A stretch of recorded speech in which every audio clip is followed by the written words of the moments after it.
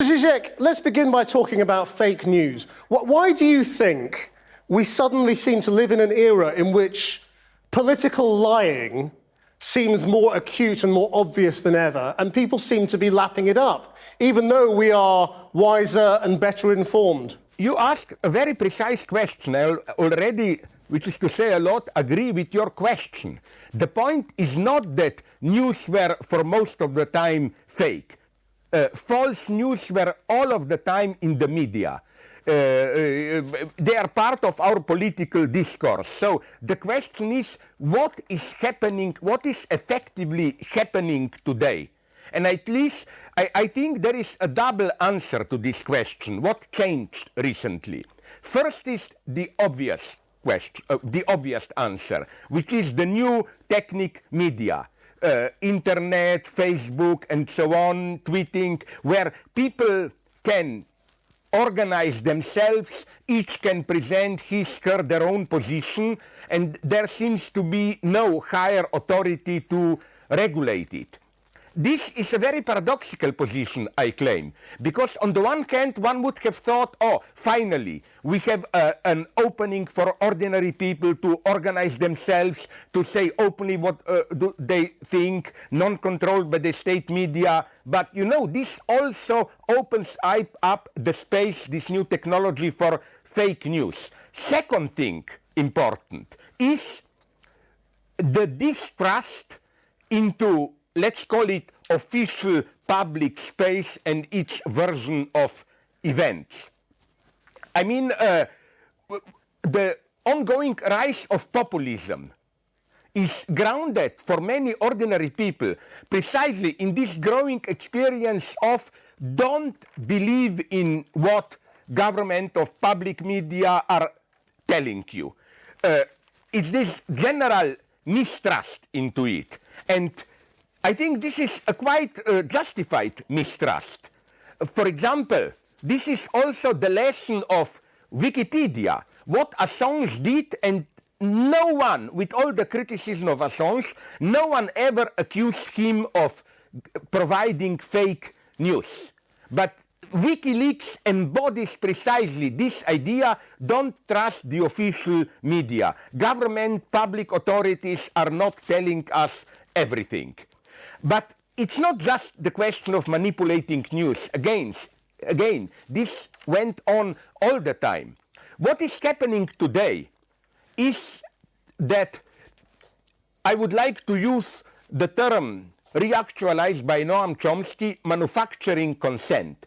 Political life is not just the explicit rules, but it's a whole thick web of implicit rules, customs, and so on, of how political consensus is manufactured. And that is breaking down. We are really becoming, I just wanted to say this like China. When I was in China, they told me there are many rumors circulating in China about some terrible accident, about some bribery, and so on. And they have a proverb that you don't know is it true or not. But the only way to know that it's true is when the government denies it, that it's not true. We are becoming a little bit like that. Another term I want to use is cognitive mapping. Never till now was there a situation where there was not one prevalent, let's call it, narrative to give you general orientation, where we are we going, not just in a narrow political sense, but like in what society do we live and so on. And I think the reason this is happening is a pretty paradoxical one. We should not just blame the right-wingers. Usually the right is accused of exploding with fake news and so on and so on. Unfortunately, I must say the left is doing the same, not only at the level of spinning, of giving a spin to news. For example, in Europe, I can see this all the time, now that we have this problem with immigrants. On the one hand, the nationalist right-wing media exaggerate every small incident.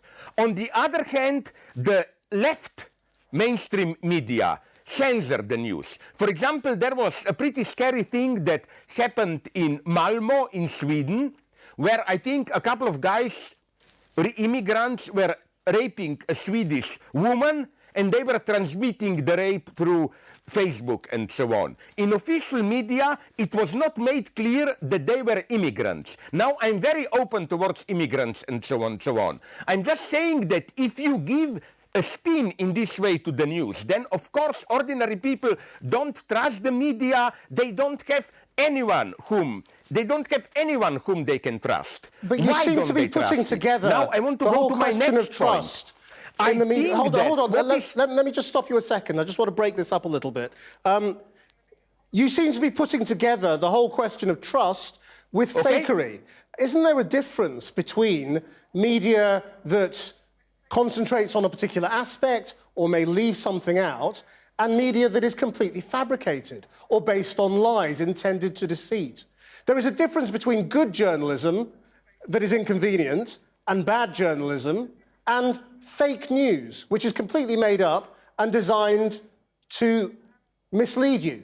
I totally agree. But what worries me is that the usual domain of fake news, which was still now something limited to totally marginal right-wing conspiracy theorists, yellow press, and so on, is more and more penetrating the big media. Look, take, not just the obvious example, Donald Trump. I think that he's approaching the point where you even cannot do a parody of him. Imagine if somebody were to do a show talking like Donald Trump talks now, 10 years ago, everybody would thought this is a parody, and a parody which could never have been true, and so on and so on. Second thing, but let me give you another example. For example, do you remember, I think a couple of months ago, Benjamin Netanyahu planted some big fake news claiming that Husseini, that Mufti of Jerusalem, talked Hitler into doing the Holocaust and so on. What I'm saying is this: I heard this rumor already before, but it was part of this obscure underground of racist myths, political conspiracy theories, and so on. The big question is, why is this penetrating the big media? I totally agree with you. There is a tremendous interest between serious journalism, which also can go wrong, and this marginal fake media manipulators. But the line is getting blurred, which is terrible news for honest journalists. Why? Because you do not have what, in my psychoanalytic jargon, I would have called the big other. Some kind of a neutral media to which you turn and which then decides, oh, if they say this, it's serious. It must be true. I remember when I was young, for example, still in communist Yugoslavia, when we were listening to Western news, we didn't trust the Voice of America. This was suspicious for us. Too spinned. But I remember clearly how our meeting point was BBC. If BBC says it, it must be true, and so on and so on. And we seem no longer to have what once was called BBC. But again, let me return. I still have to make two big main points. One main point would have been that this is not just about the media. This is how our entire culture is changing. Today, more and more in our public debate, we have this multicultural, multi-truth approach. The idea is, it's oppressive even to mention that sometimes there is one truth. Each subject, especially if they are victims, has the right, each subject has the right to say his, her own truth, and we have no right to disqualify it and so on. So this very culture of identity politics and so on creates this kind of relativization where you are no longer simply to dismiss, criticize someone. You always get the reply, but what if they are victims? They have the right to say their own version. Let me tell, it may interest your viewers, what happened to me half a year ago at New York. a black student protested. She wasn't satisfied with a line of thought that I presented in my class. And I tried to reason to her, rationally, like, sorry, but I meant this. And she simply interrupted me. I was quite shocked and told me, listen, I'm a black lesbian, but also, I don't know how, single mother with AIDS, and I'm hurt by what you are saying. As if describing her victim position renders argumentation suspicious, superfluous. We don't have to argue. So one thing is this one. How, if you claim that a certain position, even if it's stating the facts, has simply universal value, you are immediately suspected of being, I don't know, imperialist, imposing your story and so on. The other absolutely crucial point, and you hinted at it, that's why I liked in your introductory question, it's that, you know, it's not so much that people are naive today. No, people are not stupid. They don't really believe. It's not that people simply are stupid, you can tell them fake news and so on and so on. I think, okay, there may be some naive people, but with most of the people, something much more mysterious is going on. In a certain way, they don't even care about the truth. I have friends of mine who listen vigorously to all this fake news, and they tell me, of course I know it's not true, but it tells you a lot about society, it's much more interesting, and so on and so on. Well, this is the question I want to examine. Again, this whole question, it's some kind of indifference. We live in an era in which living standards have improved historically, people are better educated, there are more democratic freedoms, and yet there seems to be more political anger across the Western world and across democracies. And I wonder why that is.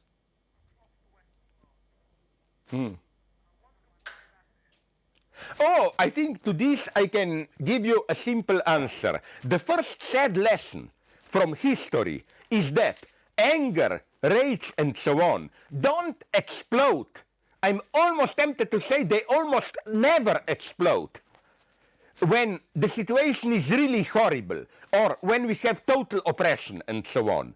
All big revolutions, more or less, happened in a relatively open society. French Revolution, my God, the king's authority was in decline for some time and so on and so on. Look at China today. The situation is much more fragile today than it was under much harsher Mao's rule and so on. Rage is always a question of comparative dissatisfaction. Rage means that people have higher standards of expectation and also they feel the difference. That's the big problem today. How ordinary people experience the situation. They read all the time how our standards improved and so on and so on. Okay, they have better education. They expect a job that would fit their education. They don't get it and so on and so on. So I think that, again, rage does not explode when the situation is really bad. But when the situation is getting better, this getting better then makes expectations explode, and that's the dangerous situation. That's why I repeat my point. For example, today is the dangerous situation for something to happen in China, not in North Korea, where they would have had much more reasons to be in total rage. And what about in America after hand, Trump? You know, because expectations after Trump are very, very high, aren't they? Expectations after Trump's election amongst his electorate are very high, almost too high for him to deliver on. So again, is there a danger there in America after this election? Yeah, but I hope so. That's why I mockingly, although I'm horrified at Trump, not supporting him, but claimed maybe his electing Trump can give a boost to a new left in United States. But you know what worries me with Trump? Don't underestimate him. Quite often, it happens that even if a leader like Trump is a populist demagogue and so on, at least in the short term, he will be maybe able to deliver. You know, it is as if these left liberal commentators, who are typically the most successful, are comedians, like John Oliver, Jon Stewart, and others. They don't see that by mocking Trump in this way, they don't really undermine him. They just render bitter and more fanatical those who support Trump.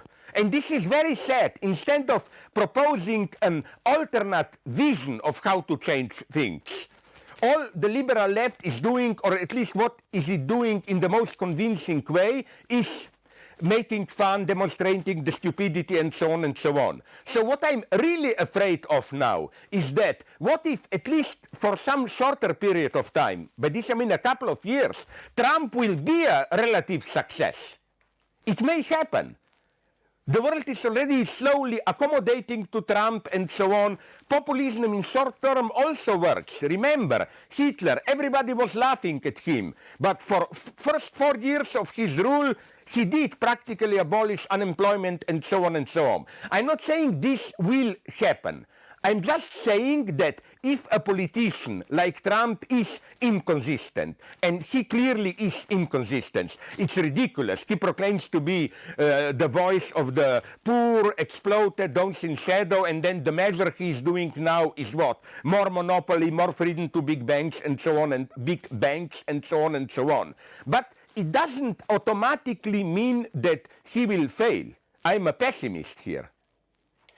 And so do you think it was perhaps wishful thinking when you said, you know, you wanted Trump to win because of what would come after Trump, and that may not happen? No, wait a minute. Yes, many people are telling this to me. Aren't you proven wrong now? I say no, because, you know, my God, I wasn't talking in short term, like a week after. This is a long process. It may take a year or two, and I see hopeful signs. For example, are we aware something beautiful that happened not only in the United States, but in Poland, in most of the countries where moral, so-called Catholic Christian moral majority is getting strong? Mega mobilization of women as a political factor. Hundreds of thousands, millions of women demonstrating in the United States. In Poland, big women's movement which already blocked some very reactionary proposals by the government and so on and so on. In the long term, I am not a pessimist. What is happening is precisely what I predicted. There already is a split in the Democratic Party. The bad guy, if I may put it so, is for me Nancy Pelosi. She is the voice of renormalization. She made recently a speech where she said, don't get into a panic, Trump will stay maybe for 8 years, but it's like after Reagan, after Bush, then we will come again, and so on and so on. That's the big illusion, and so on. Now, there is happening within Democratic Party, and all this is sustained by a mega popular mobilization. It will take time. I'm not talking about a week or two and Trump will be out.